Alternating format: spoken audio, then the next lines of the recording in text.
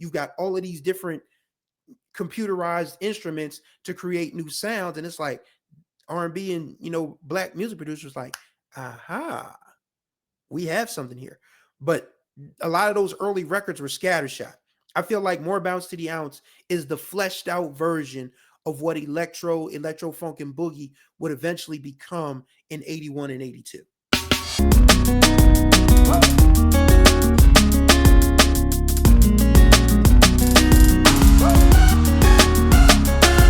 What's going on, everybody? You're right on time for another ride on the Groove Line, a Saturday edition of the Groove Line with your host, Chris Stevens. Hopefully, you all are doing well out there. Hopefully, you had a good Thanksgiving, and hopefully, you ate good. Me, I did, but I made 2 pound cakes for family dinner, and I didn't get one slice. But hey, when people eat your food, that means you're doing something right. So no complaints. But yeah, it's Saturday. It's November 29th, and we are going to honor the memory of Mr. Roger Troutman. Yes, he was born on this day in 1951 in Hamilton, Ohio, which is a suburb of Dayton. And we're going to talk about the top 10 Roger Troutman Zapp related joints that everybody needs to know. The order of which these songs are in are completely subjective. They're my personal taste. Yours might be different. You might think I may be missing a Zapp song or two. You may think I'm missing a Roger Troutman solo or two. You may think I'm missing something he may have produced for somebody else. And that's the beauty of this channel.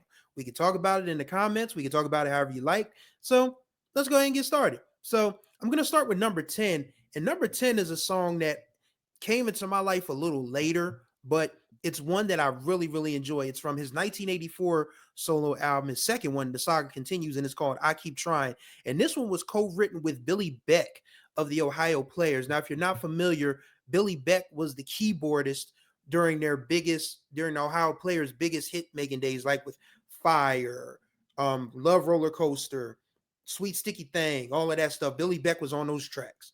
And he replaced Junie Morrison, who had gone solo a couple of years prior to the Ohio Players' biggest run of success. But, Billy was still very much a fixture in the Ohio music scene and working with Roger and Zapp.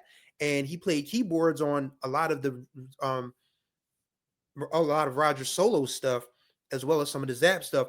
And Roger and Billy co-wrote this song about a dude who keeps saying, now, honey, I ain't got it, but I keep trying to get it for sure. Like, this woman is never satisfied. So Roger's just saying that I keep trying. It's like the way the refrain goes, I keep trying to give you more. And it's like, he's trying, but this woman it ain't good enough for her. It's proof that Roger could really dip into a balladeer, romantic slow jam bag and not miss a beat. And there's not a lot. I mean, in fact, there's not a talk box on this one. Although the saxophone may sound familiar to a lot of you wonderful people, because that is Maceo Parker playing the saxophone on I Keep Trying. Number 9. Now, this one is one that everybody should know. If you're a hip hop fan, Girl, You Should Be Mine. And of course, that one is better known as Whatever You Want, Whatever You Need, I'll get it for you. The Crossover. EPMD sampled this for cross. It should be noted that You Should Be Mine came out in the summer of 1991. By the next year, EPMD had looped that, that talk box part, whatever you want, whatever you need, for Crossover, which was one of the most damning records of the early 90s. It was pretty much Eric and Parrish's statement saying that hip hop had gone from, this really fun thing to everybody trying to make a buck. And who better to sample for that than Roger Troutman? So, but yeah, You Should Be Mine is just one of those fun records that on its own is pretty good. But when you multiply that by Eric and Parrish sampling that for Crossover, takes it to another level. Number 8. You already know what this one is when you see it. And it's going to be 1980s Be All Right. This is from the Zapp self-titled debut. There's a lot of history behind the early days of Zapp that is very, very interesting. But yeah, Be All Right is another one of those slow burning type of songs. And everybody knows that that drum part, that percussive part, and that keyboard. Boom. Pac sampled that for Keep Your Head Up. So Roger Troutman, and we'll get more into this later on, is just he's one of the more foundational figures in 90s hip hop than most of the people that you probably think of off the rip. I mean, those of us who love music and know music already know this, but just telling you where the roots start. Number 7 on this lovely list is 1981's Many Faces or Facets of Roger, which was his solo debut. And there is a 11-minute cover of Marvin Gaye's I Heard It Through the Grapevine. The first time, the first time I heard Roger's version of Heard It Through the Grapevine, of course, and that's where a lot of people in my generation first heard it, was Friday. When that movie Friday is 30 years old. Can you believe that? The movie Friday is 30 years old? Jesus. But anyway, so the first time you hear that is when Smokey is, walking back by Craig's house, and Big Worm pulls up in the 61 Impala convertible, which is one of the smoothest rides ever, the low rider. And you hear that burn out, burn out, burn out, burn out. What's up, Big Worm? How much you got left? That's where you first hear it. And that's just the intro. Because like I said, Roger's version of Heard It Through the Grapevine is a long 11 minutes. And I'm not saying it's a bad 11 minutes. I'm just saying that you feel like, damn, is this song ever going to end? And it doesn't get into like, I heard it through the grapevine. And it starts to fade out at about the 10:40 something mark. Like it just goes on and on and on in the best ways. But yeah, it's always interesting to figure out how people like Roger and people of those eras, who were coming behind folks like Marvin, like Stevie, like Smokey Robinson, like Isaac Hayes, and they start sampling the music. I wonder because Marvin was over in Belgium by this time because Many Facets of Roger came out in the spring summer of 1981. So I'm wondering what Marvin was thinking over in Belgium the first time he heard this dude from Ohio on the talk box, these really funky drums, these keyboards, the hand claps, and I heard it through the grapevine. I wonder what Marvin was thinking. I know he had to be shocked, but his version of I Heard It Through the Grapevine is one of the all-time greats. I mean, and Rogers, if you're an 80s kid, if you're an early 80s person who was in the clubs or was able to be outside, as it were, you probably remember this version of Heard It Through the Grapevine. You're like, yeah, this was the jam, man. Like everybody was sampling Marvin back then. Yep, that's number 7. Number 6, I cheated.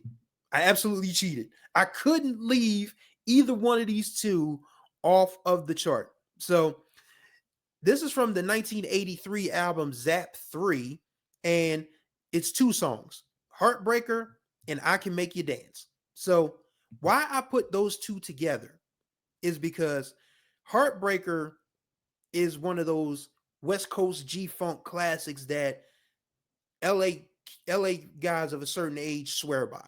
Like, somebody somewhere told me this about you, baby.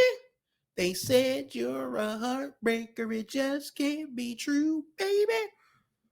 I mean that drum pattern. I think that's Lester on the drums, if I'm not mistaken. Like that thump on that, on that bass drum, and the hand claps that go with it. Like the Zapp is the Zapp hand clap. Like call it what you want to. Anybody, you can call it as you want to. I'm calling it the Zapp hand clap because it's just every time you hear boom boom boom boom boom boom boom boom boom boom boom, like hell, one way kind of spoof that for Cutie Pie. Just saying. But Roger and them did it first on a song that we'll talk more about in a minute. Heartbreaker. This is a song Roger talking about. This woman can break his heart anytime she likes because he just wants her to be happy.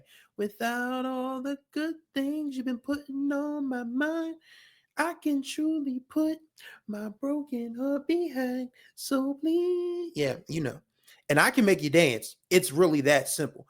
I can make you dance if you want me to. The bass voice on that is Ray Davis. Ray Davis was one of the earliest members of Parliament Funkadelic, and he went on to sing with Otis Williams' version of The Temptations before he passed away in 2005. So Ray Davis's bass voice covers generations, like early P Funk, you know, not knee deep, just missing a beat, all that good stuff. Um, doing I Can Make You Dance with Zapp. Um, just singing on a lot of Late Temptation stuff. I think that no, no, Blue was still. They recorded What a Difference a Day Makes just before Blue passed, so I think that is Blue singing on What a Difference a Day Makes. So yeah, so but yeah, Ray Davis is I Can Make You Dance. That's him. So yeah, both of those songs from Zapp 3 just nonstop get the job done. And unbelievably, you know, those are just two records that I could not leave off of this countdown. There's one Zapp song that I absolutely love that is not on this countdown. I know you guys are going to be mad at me about it, and that's perfectly fine. I'll talk about it in a minute. But we go to number 5 now. We go to 1982's Zapp 2, and this is another 11-minute track. Let me see you groove it on the dance floor, baby. So yeah, dance floor was pretty much more bounce to the ounce too. That's a dead giveaway on what's next on this countdown. But yeah, when you come out with a song as hard as that, people are really and then you take a break to let your musical leader get his solo thing going, and he delivers with the many facets of Roger. And everybody's like, okay, so where are we going to hear from Zapp again? And here they come, you know, first half of 82 with Dance Floor. Shake, shake it, baby. Shake, shake it. Shake, shake it, mama. Shake it for me. Like, we already know where that was end up being sampled a part of. California Love. Roger was on that. So Zapp, they are it's crazy to think that a band from Hamilton, Ohio, a Dayton suburb, is foundational in West Coast rap. Absolutely crazy. Music travels, man. Music travels. I mean, we talk about regionalization all the time, and I'm a huge fan of regions having different sounds and things. So I'm not gonna dissuade that notion.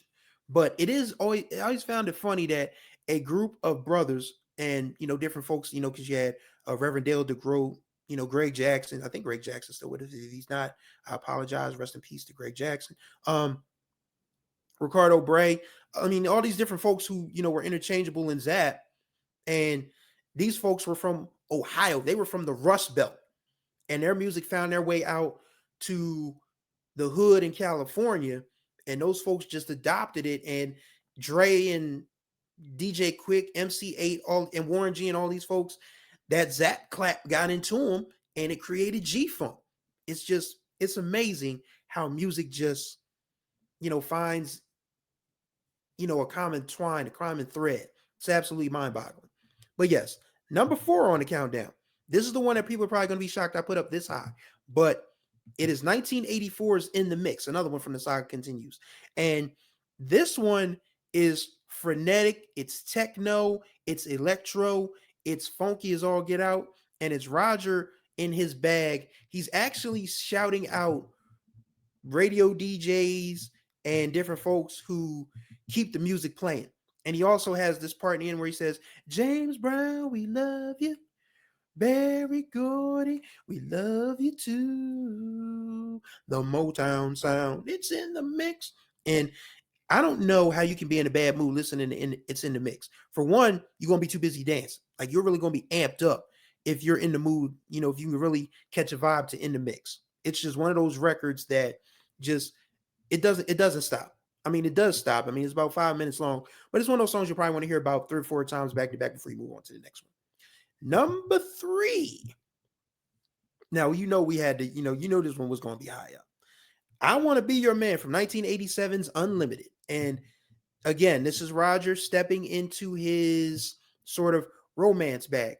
My mind is blind at times, I can't see one or two. Those other girls don't matter, no, they can't spoil my view. He's looking at you, girl. I must make you understand. I want to be your man. Like, I imagine being a young man of, I would say probably at least 16 going to about, 23, 24, 25-ish in 87, playing this for your girl, just saying, like, listen, what I feel is too intense. I try to tell you how I feel, but I get so mixed up. But at the end of the day, listen, I want to be your man. I don't care what the mother boy is on. I want to be your man. Like Roger just knew how to say things and write things and create music that just hits you. Like that intro, that boom, boom, and the little sprinkle and the little twinkly little springy like synth parts in the beginning. And the bass boom, boom, boom, boom, boom. And it's just a great song. Like it's one of the best slow jams of the second half of the 80s. Like probably top 10, at least. Some people might put it top 5. And yeah, and I'm not going to argue with you if you do. But yeah, I Want to Be Your Man is number 3 on this countdown. But the top Zapp slow jam, Roger Troutman countdown slow jam, you already know what that's going to be. 1985's Computer Love from Zapp, the new Zapp for you. And this song already has, the legend told about. I mean, Charlie Wilson talked about how he and Roger put this song together, and Shirley Murdoch got involved with it when Shirley Murdoch was just about to become a megastar with As We Lay. Think about this. If you think about how today, when artists collab, we know about it weeks in advance because social media necessitates that artists and their reps start promoting stuff to build a buzz for it. There was no social media in 1985. There was no internet in 1985 as we know it. I mean, internet as a human public usage was still probably about a good 10 years away. But this was a dude who had literally just been such a creative genius that he predicted the way the world was going to be. I don't need astrology thanks to modern technology. Shooby-doo-wop, shooby-doo-wop, I wanna love you. Shooby-doo-wop, computer love. And then we all know about how Charlie just absolutely spazzes at the end. It's just like, beautiful, beautiful, beautiful love. Like, I don't know if Charlie was just trying to out sing and show up everybody in the studio that day, but Charlie Wilson on Computer Love is one of the greatest guest appearances, uncredited, mind you. I mean, it's credited now, but at the time it wasn't credited. So Charlie Wilson has one of the best guest appearances of the 80s just because he felt like scatting and showing off on Computer Love. Just absolutely incredible. And that takes us to the number 1 song on this countdown, which should be of no surprise to you wonderful people.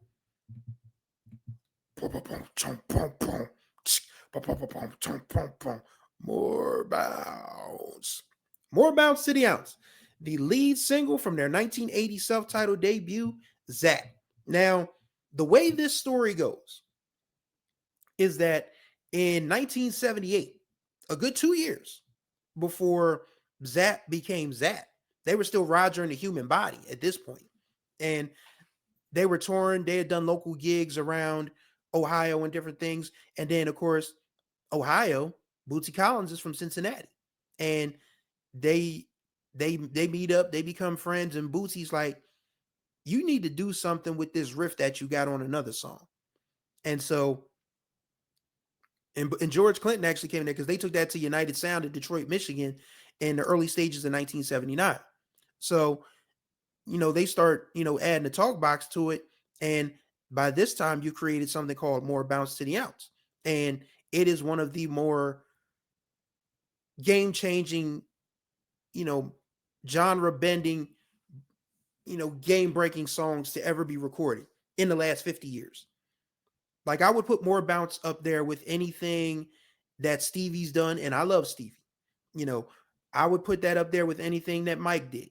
And I love Mike. Luther, Prince, all these seminal folks, Quincy Jones on the production.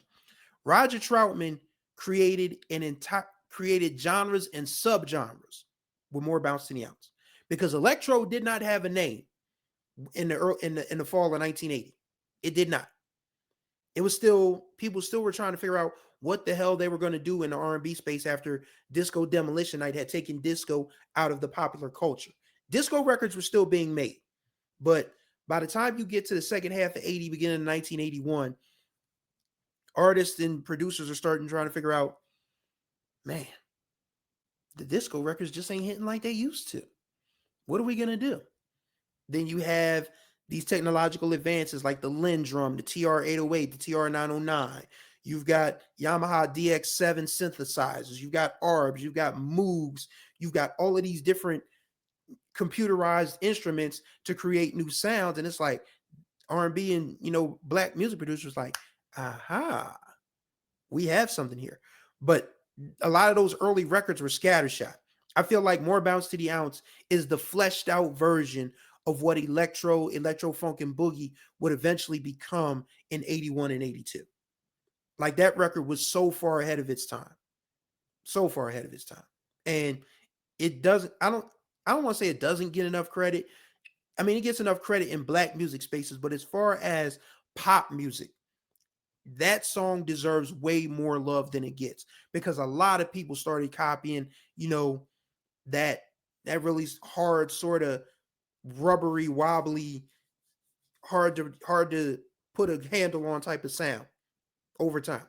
So More Bounce to the Ounce to me is one of the most important transitional records of the last 50 years. And I will fight on that hill every single time. Because you can talk about how a lot of folks started to pivot after disco into the electro thing, but electro had to have a ground floor. It had to have a foundation. And More Bounce to the Ounce is absolutely electro's foundation. Without any doubt. Without any doubt. And Roger Troutman was a musical genius who, unfortunately, we all know the story. We don't have to rehash it, but just for, real quick, he was killed in a murder suicide, with his brother Larry in April of 99. And it's one of the more tragic and haunting stories in a industry full of tragic and haunting stories.